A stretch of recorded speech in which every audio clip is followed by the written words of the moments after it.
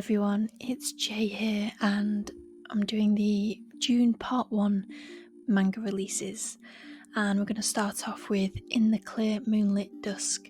This is volume 4 and it's a Prince meets Prince high school romance where two picture perfect teams have kind of got to see past appearances to understand what being in love really means.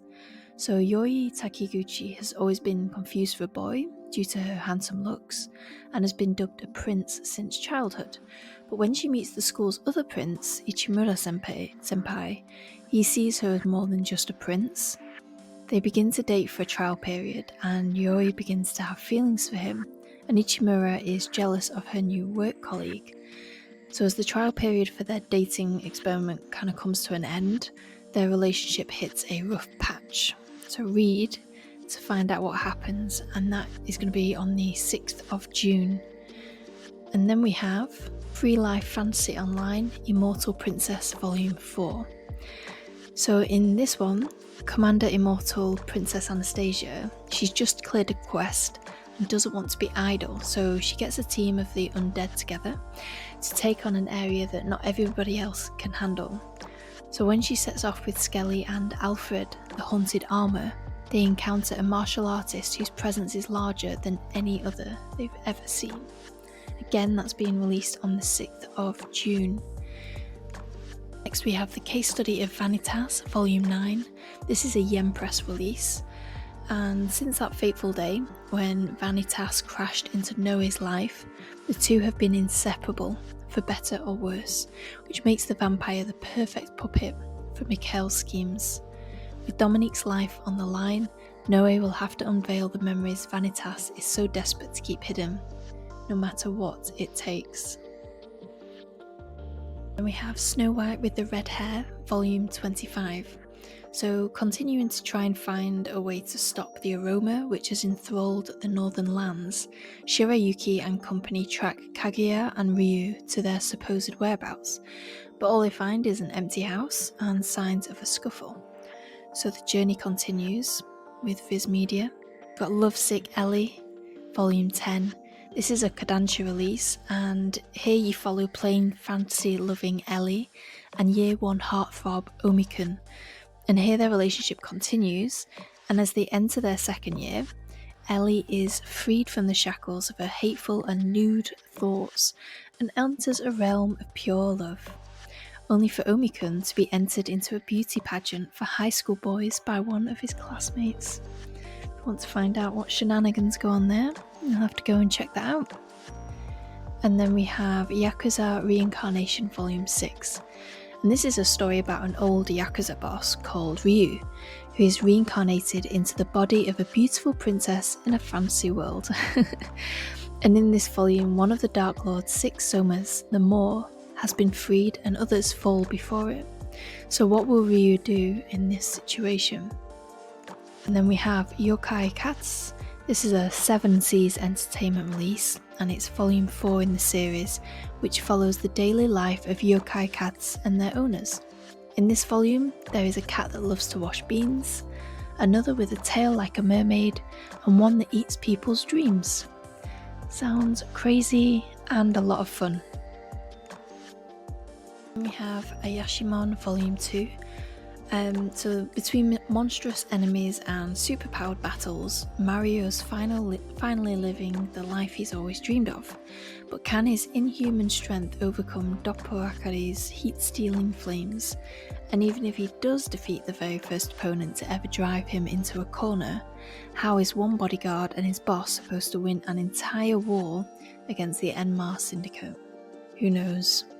And then we have Imakoi, Volume 6. And in this volume, Yagyu visits Satomi's house unexpectedly, and he gets to know her family. But when bad weather strikes, he's left with no option but to stay the night. Meanwhile, Noda and Miria have started to bond, but are they falling in love? Then we have Orient Volume 15.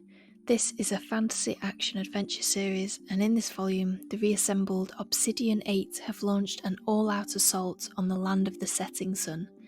Musashi and his friends learn that their best hope may lie in special black sharp blades, forged from the body of a demon god, and so their journey begins to find this precious dark metal. And that's going to be released on the 6th of June as well.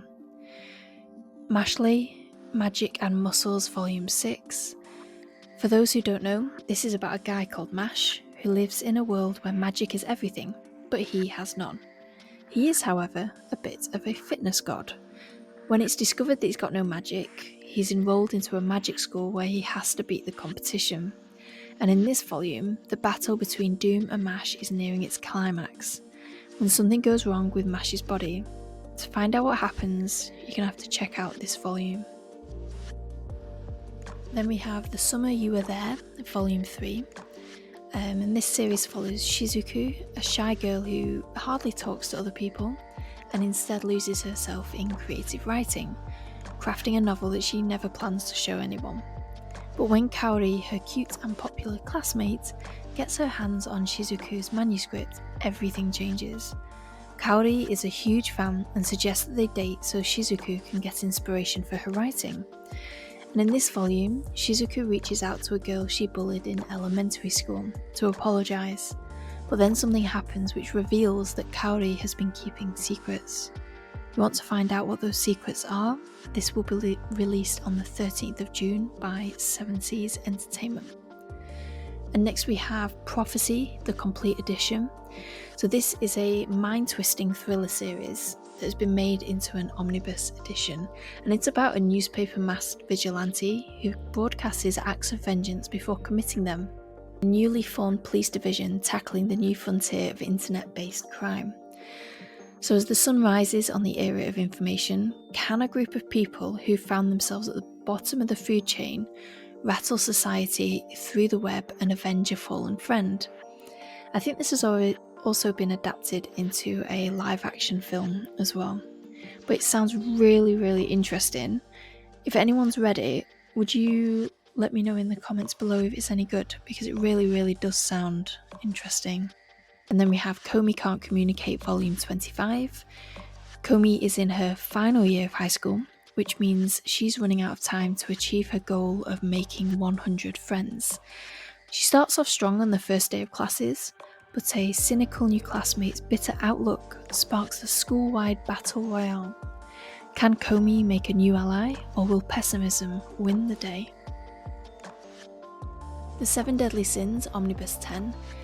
This book includes volumes 28 to 30 of the Seven Deadly Sins manga, and it's a larger size than normal. The Grizzly Sin King is alive, but unfortunately he refuses to help Meliodas and he declares Ban as his mortal enemy. And during a confrontation between King and Ban, skilled holy knight Gila comes bearing startling disaster and devastation. If you want to find out what happens, please do pick this volume up. And then we have Old Fashioned Cupcake, and this is a Sublime release, and it's about a 39-year-old man, Nozare, who lives a routine, if not melancholic, life of sleep and work. And then Togawa, his younger subordinate, and he finds it troubling and takes it upon himself to shake up Nozare's routine. And during a lunch outing, the two go to a pancake shop full of exuberant young ladies to do what girls do, of course, and it's just the thing to breathe life into Nozare. The two men start an unlikely friendship, and perhaps something a little sweeter. This sounds like a really nice story, actually. And then we have Call of the Night Volume 12. In this volume, our human friends are attacked by a mysterious male vampire. Luckily, Ko's half-vampire mode is growing ever more powerful. They need to figure out who turned the attacker and what he is after. And then, out of the blue, there's a second attacker. So if that sounds like it's right up your street, you might want to pick this up on the 13th of June. And then we have His Majesty the Demon King's Housekeeper, Volume 4. And this series is set in a world where a curse sealed away the cleaning magic of the demon realm, but luckily Sakura was able to help. Fortunately, this curse that sealed the magic away, it was limited to the demon realm alone, but now the humans of the Sacred Sea are also unable to work cleaning magic. Can you imagine the mess? But just when Sakura's neat freak skills are needed most, someone has kidnapped her. With the housekeeper saint missing, how are they going to keep things clean? It's a real worry. However, will they manage? Then we have Yakuza Lover Volume 9. Here, Yuri has been kidnapped and put up for sale at a black market by the leader of China's largest mafia syndicate. And in response, the Oya syndicate uses the full force of its power to try and save Yuri. And Yuri never loses hope that she'll return to Oya, but will he reach her in time? If you want to find out, you will want to pick this up on the 13th of June. And then we have The Dragon's Betrothed. This is the second volume in the series. This is a release from Sublime. And here, troubled writer Chiharu Izanome is betrothed to Rin, the local water dragon god. And despite Rin's gentle demeanour, when a supernatural intruder threatens the god's husband-to-be, the angry deity unleashes the full might of his beastly fury. But he injures Chiharu in the process, and fear begins to creep into Chiharu's heart. Where will the couple go from here? The Eccentric Doctor of the Moonflower Kingdom, Volume 2 from 70s Entertainment. And Koyo's first visit to the Moonflower Kingdom capital has not been the relaxing trip she expected. She's been chased down by pickpockets, had to help treat a mysterious case of pneumonia, and more. She was lured to the capital by the Crown Prince, with the promise of her medical curiosities being solved, but it seems she's been embroiled in a plot disguised as a vacation instead. And then we've got Qualia the Purple, and this is the complete manga collection, and it's a romantic science fiction thriller with a Yuri core. Through Yukari's purple eyes, all people look just like robots, which sounds really, really cool. Well, it's a cool concept. I wouldn't want to have it personally. Her talent is a blessing and a curse, so she's an asset to the police with her skill, which allows her to evaluate humans at a glance, but her strange sight has cost her the friendship of her peers.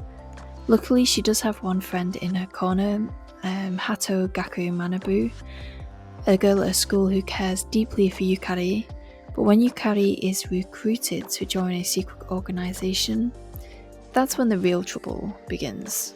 Gaku is thrust into a realm of mystery, quantum experimentation, alternate universes, with only her wits and her love for Yukari to guide her along the way. I think it has a light novel as well, but this sounds absolutely fantastic, really, really interesting. So if anyone has read it, could you let me know in the comments below if it's worth picking up? But that's it, everyone. Thank you for listening. I hope you enjoyed it. Please do like and subscribe in the comments below. I try and do a variety of genres of manga, not just the stuff I would pick up. But yeah, I hope you enjoyed it and happy shopping. Bye everyone.